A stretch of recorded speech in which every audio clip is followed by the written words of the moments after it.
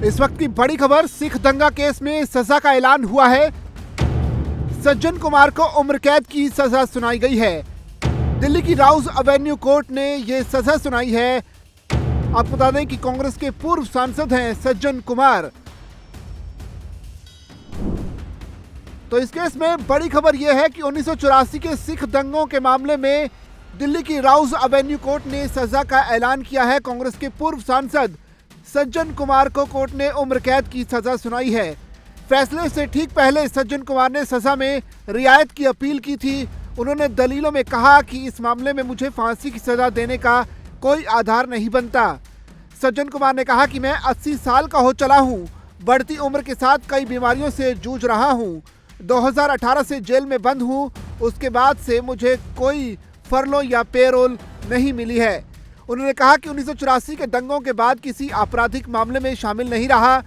Jail में इस दौरान मेरा व्यवहार हमेशा से ही ठीक रहा, कोई शिकायत मेरे खिलाफ नहीं मिली, इसलिए मेरे सुधार की संभावना से इनकार नहीं किया जा सकता। सज्जन कुमार ने कहा कि 3 बार सांसद रह चुका हूं, सामाजिक कल्याण के लिए कई प्रोजेक्ट्स का हिस्सा रहा हूं, अभी भी खुद को निर्दोष मानता हूं।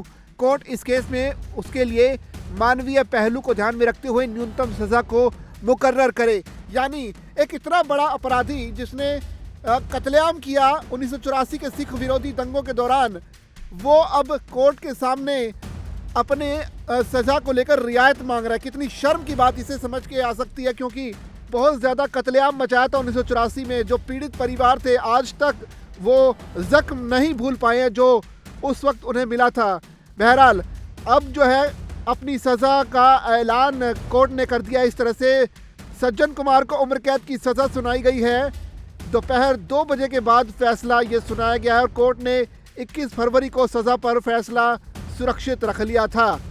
तो आइए आपको बताएं कि पीड़ित पक्ष ने सज्जन कुमार के लिए मौत की सज़ा मांगी थी। हालांकि सज्जन को 12 फरवरी को ही दोषी ठहरा दिया गया था।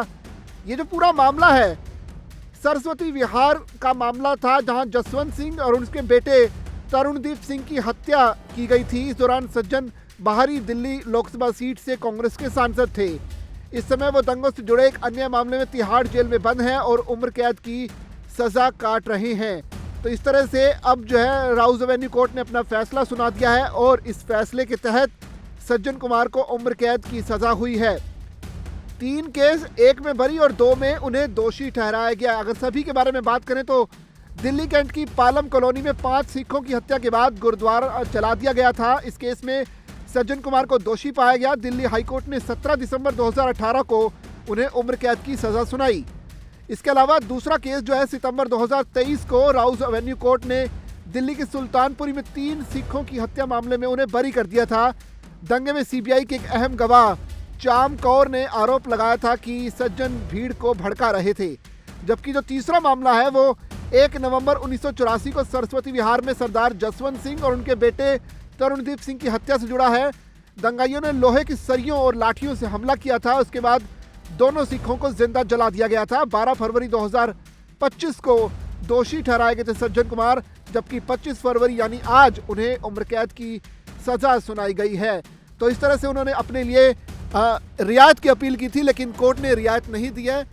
जबकि जो सिख संगठन है अभी भी ये मांग कर रहे हैं कि उन्हें जो है फांसी की सजा दी जानी चाहिए थी सज्जन कुमार जैसे शख्स को, जिसने 1984 के दंगों के दौरान कत्लेआम मचाया था।